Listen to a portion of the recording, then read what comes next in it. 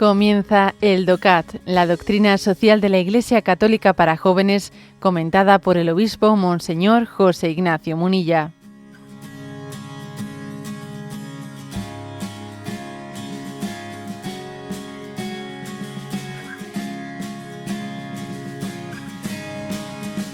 Punto 240. ¿Qué se deriva en concreto del derecho a la justificación? Luego recordaremos un poco qué era esto del derecho a la justificación. Cuando les reconozco a los demás sus derechos, también estoy asumiendo al mismo tiempo ciertas obligaciones. Se trata, por un lado, de obligaciones negativas y, por otro, de obligaciones positivas. Entre las obligaciones negativas se encuentra, por ejemplo, la prohibición de hacer ciertas cosas, como esclavizar o explotar a alguien. Entre las positivas se erige el deber de actuar en algún momento de una manera concreta, como por ejemplo socorriendo a alguien que necesite ayuda a mi alrededor. Hay, sin embargo, ciertas situaciones en las que no sé bien cómo actuar, como ante el hambre infantil en África. Desde luego que tengo la obligación moral de ayudar a estos niños, por muy lejos que esté de ellos y de su sufrimiento, pero ¿cómo he de hacerlo? ¿Tengo también obligaciones para con todos los necesitados? Esto sería, lógicamente, mucho para mí. No siempre puedo ayudar directamente, pero sin embargo, sí que puedo apoyar a organizaciones e instituciones que asuman esta labor por mí, colaborando, por ejemplo, de manera honorífica o financiera con asociaciones de ayuda. Se puede hacer mucho por una manera global de las condiciones de vida de los más necesitados. Si somos cada vez más los que pensamos así, se hará mucho en la lucha contra la pobreza en el mundo. Bueno, este punto 240 parte de dice, ¿qué se deriva en concreto del derecho a la justificación? La palabra derecho a la justificación se había presentado en el punto anterior, el 239, donde decía que cada ser humano tiene el derecho de que se le pueda justificar racional y comprensiblemente, ¿no?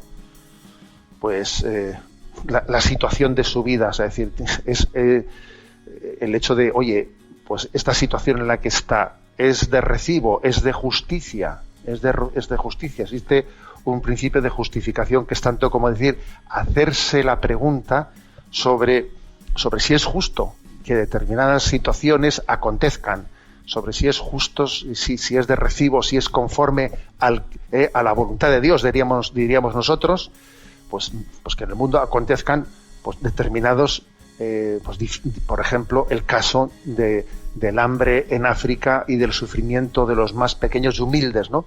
Como dice aquí. Y eso nos tiene que poner, pues, de alguna manera, entendedme está bien esta expresión, ¿no?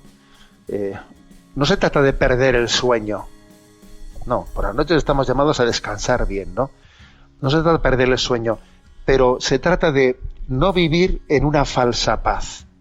O sea, hay cosas que nos tienen que ser como un aguijón, un aguijón que nos cuestione. Es un aguijón que nos cuestione, así como, por ejemplo, ¿no? Cuando alguien tiene un hijo con un problema determinado, aunque el hijo no esté viviendo con él, porque el hijo igual está marchado a otro lugar y sabe que su matrimonio, que mi hijo está casado y sé que en su matrimonio las cosas no van bien, y entonces tiene el padre, la madre tiene ese aguijón y está pensando en él, no le está continuamente llamando igual porque tiene que tener también la prudencia de no ser invasivo, pero ahí está con una preocupación continua. Bueno, pues pongo ese ejemplo como tantísimos otros para decir, hay ciertas injusticias en el mundo que son tan inasumibles, hay tales males que a nosotros nos deben de ser como un aguijón en nuestra conciencia. Claro, y con decir, ¿y qué puedo hacer yo? A ver, ¿qué puedo hacer yo? Cuando nos dicen que no sé cuántas personas, ¿no? Pues, claro, aquí, en los momentos así más duros, digamos, de la pandemia, etcétera, pues se ha demostrado que diariamente en el mundo, pues ha podido haber 7.000, 8.000 fallecidos por COVID, pero es que por hambre fallecen unos 25.000 al día. Y claro, pues, y además no es lo mismo fallecer por COVID que fallecer de hambre. O sea, no es lo mismo, de inanición, de mala alimentación, etcétera. Entonces, ¿qué hago yo frente a eso, no? Entonces, el hecho de que exista en nosotros un principio de y no te acostumbres, o sea, no pactes con cosas que son tan injustas y que tú dices, bueno, pues no las puedo cambiar, ¿qué se va a hacer, no?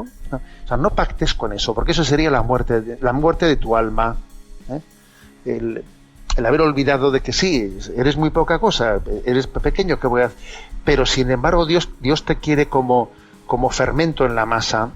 Dios quiere que tú seas, ¿no? Que tú seas verdaderamente pues proactivo y formes parte de ese ejército de los humildes que no se acostumbran y no están dispuestos a pactar con el nivel de injusticia que existe en este mundo.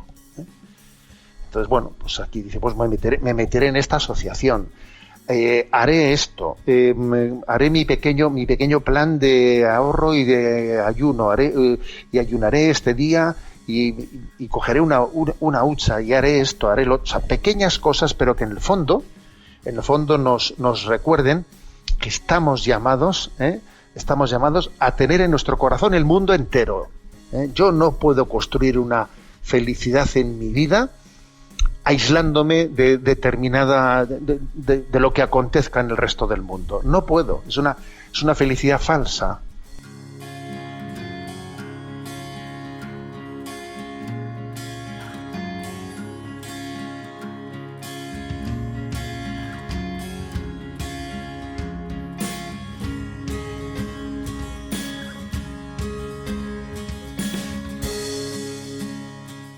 Has escuchado el DOCAT, la doctrina social de la Iglesia Católica para jóvenes, comentada por el obispo Monseñor José Ignacio Munilla.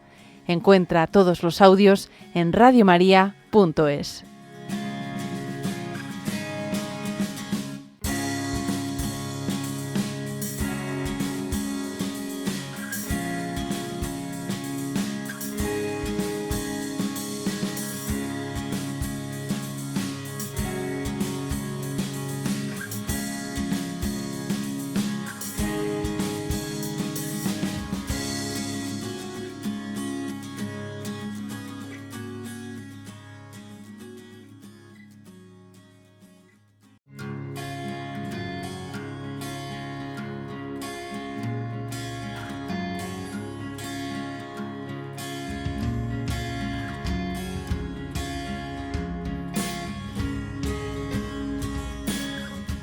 Comienza el DOCAT, la doctrina social de la Iglesia Católica para jóvenes, comentada por el obispo Monseñor José Ignacio Munilla.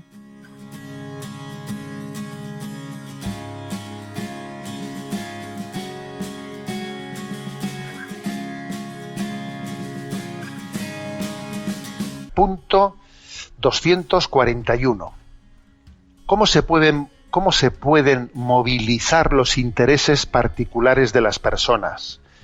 Y responde: si no existe una conciencia de solidaridad global, puede ser útil apelar al beneficio que las acciones pueden suponer para las personas o las naciones, es decir, a las ganancias que se pueden sacar de algo. Se habla aquí de un beneficio particular bien entendido, y es que con frecuencia se da el caso de que la cooperación internacional termina siendo rentable para todos. Pensemos simplemente en el ejemplo concreto de la protección del medio ambiente. Es cierto que ningún país puede parar en solitario el cambio climático global. Sin embargo, para el reto de mejorar la situación ecológica no es ninguna solución que cada Estado se encierre en sí mismo diciendo que le da igual lo que hagan los demás. El medio ambiente es un bien de todos, un bien común universal, y por tanto su protección demanda dicha cooperación internacional. Un trabajo global de protección medioambiental redundará en un beneficio para todos los países. Por tanto, solo si todos participamos en la protección del clima, como por ejemplo en la reducción del efecto invernadero, se producirá esa mejoría del medio ambiente en cada uno de los países de la Tierra. También la lucha contra la miseria es de interés colectivo, pues gracias a ella se reduce la inmigración, se evitan conflictos violentos y se puede incentivar la economía. Bueno, lo que afirma este punto 241. A ver, que lo que es, no hay que enfrentar el término interés común e interés particular o interés personal.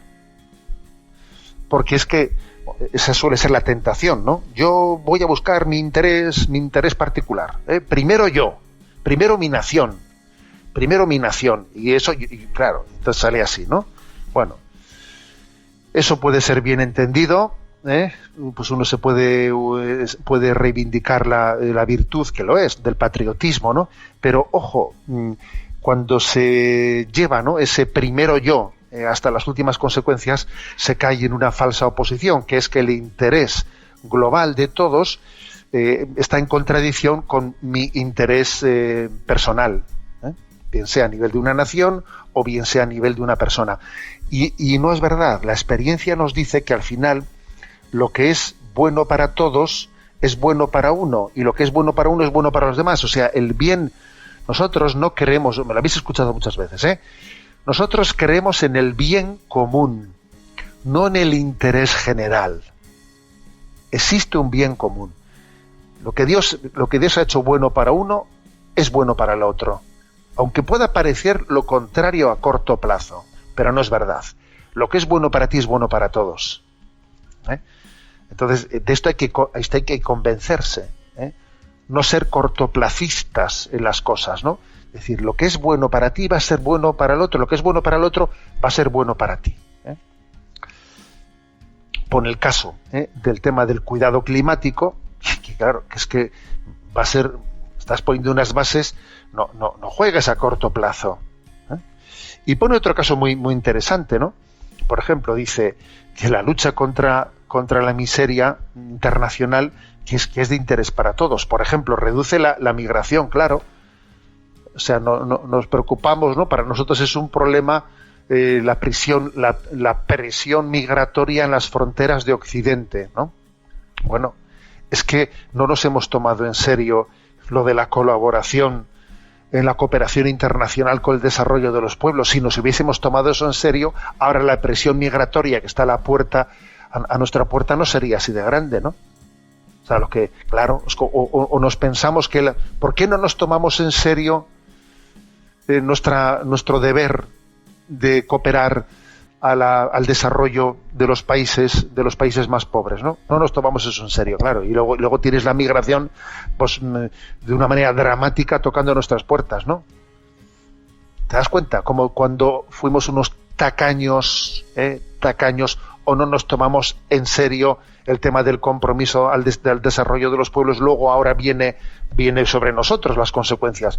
O lo mismo puede pasar en conflictos violentos, porque se suscitan guerras en las que, pues, conflictos en los que después Occidente se ve obligado a intervenir, porque allí también se ponen en peligro sus intereses particulares, y entonces interviene, y en teoría no se tomó en serio, ¿no? Bueno, mejor dicho, no se tomó en serio el desarrollo de aquellos pueblos, se han generado conflictos allí, acaba interviniendo de una manera errática casi siempre, por cierto, y gastando cantidades ingentes de dinero que en un principio, de una manera tacaña, no quiso. O sea, es que al final, digamos, no nos tomamos en serio como el bien común, el interés de los demás no es un interés contrapuesto al nuestro.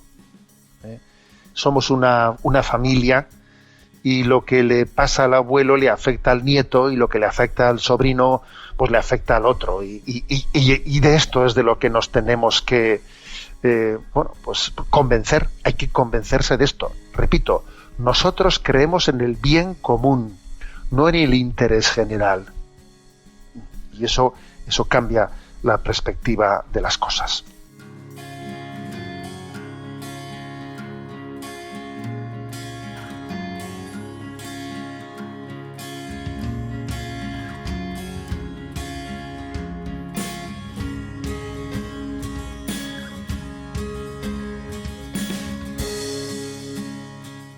Has escuchado el DOCAT, la doctrina social de la Iglesia Católica para jóvenes, comentada por el obispo Monseñor José Ignacio Munilla. Encuentra todos los audios en radiomaria.es.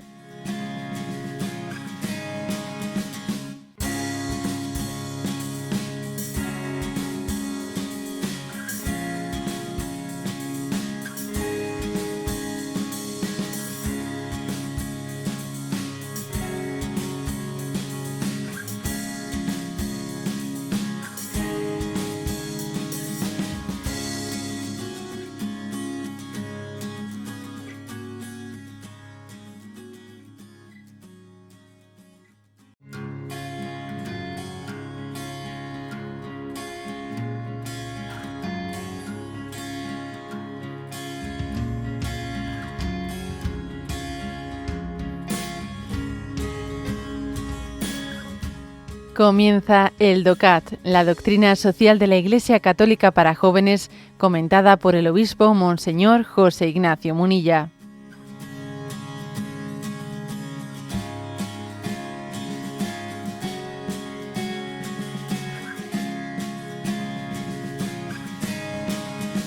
Punto 242. La pregunta es: ¿cómo puede realizarse la cooperación internacional? Y responde: para aquellos problemas globales que no pueden ser resueltos por los propios países a escala nacional, hacen falta organizaciones e instituciones cooperativas que asuman el manejo de los bienes comunes, pongan reglas a los países, controlen el respeto de estas y penalicen su incumplimiento o vulneración. La Iglesia se pronuncia siempre a favor de la construcción de una comunidad internacional, ya que sólo así se puede aplicar también políticamente la idea de la unidad de la familia humana. En cualquiera de los casos, dicha comunidad debe de ser reconocida para todos los países participantes y nunca debe ser impuesta. Esto requiere el establecimiento de una autoridad que, por un lado, respete cuanto compete al principio de subsidiariedad de cada Estado y que, por otro lado, sea capaz de reaccionar también a los grandes problemas del mundo y tenga el poder eficaz para garantizar la seguridad, el cumplimiento de la justicia y el respeto de los derechos. Un primer paso fue dado en este sentido con la fundación de la Organización de Naciones Unidas, la ONU. Desde entonces, la Iglesia está a favor de la idea de las Naciones Unidas, apoya su política y se implica en su ulterior desarrollo. Bueno, a ver, es un punto importante, pero que requiere ser bien entendido. Vamos a ver, la Iglesia defiende dos principios: el principio de subsidiariedad, que en principio lo que pueda hacer la familia, que no lo haga el Estado; lo que puede hacer una nación, que no la haga en las Naciones Unidas. Es decir, el principio de subsidiariedad es construir el mundo de abajo arriba, no de arriba abajo. Ese principio de subsidiariedad para nosotros es sagrado. O sea, nada de que el ideal es que haya alguien arriba que mande y que decida todo sin que nosotros nos enteremos.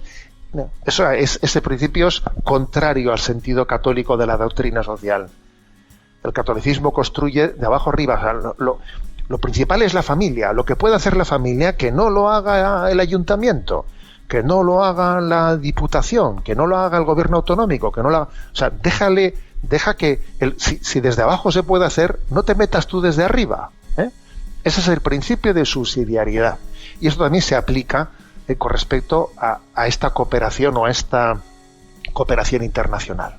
Bueno, bien, pero dicho eso, también afirmamos que es obvio que para que pueda haber un bien común a nivel internacional, a nivel de escala internacional, existen problemas globales que tienen que tener una capacidad de ser también arbitrados internacionalmente, y entonces, especialmente para quienes están más débiles, se necesita un árbitro internacional.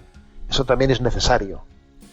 Entonces la Iglesia apuesta por ese arbitraje internacional, por la existencia por ejemplo, de la ONU. Lo cual no quiere decir, fijaros, que demos por bueno la injerencia que desde estos organismos se está haciendo de utilizar la excusa de ese arbitraje internacional para imponer un pensamiento único.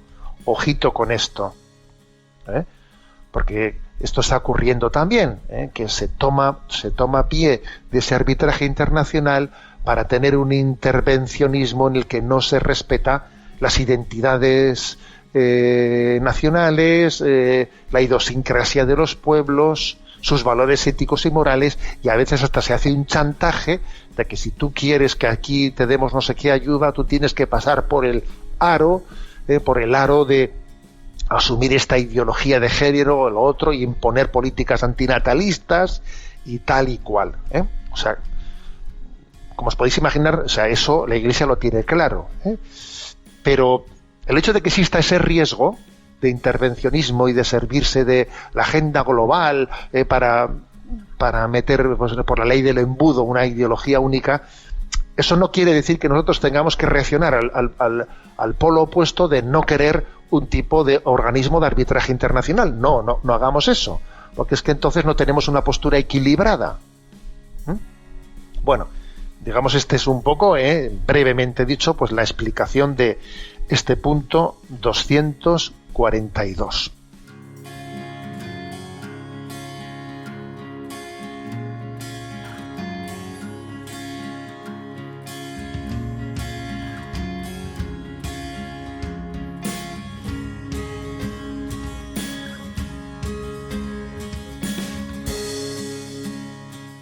Has escuchado el DOCAT, la doctrina social de la Iglesia Católica para jóvenes, comentada por el obispo Monseñor José Ignacio Munilla.